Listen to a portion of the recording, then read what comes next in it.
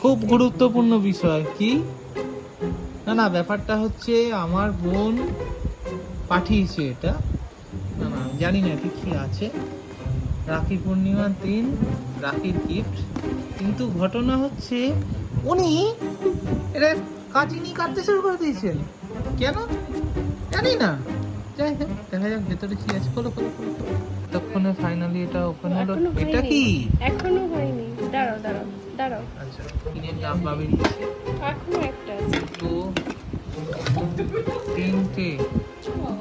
আচ্ছা, পপকর্ন। বাহ, ফ্লেভার আলাদা। বেশ ব্যাপক তো ব্যাপারটা।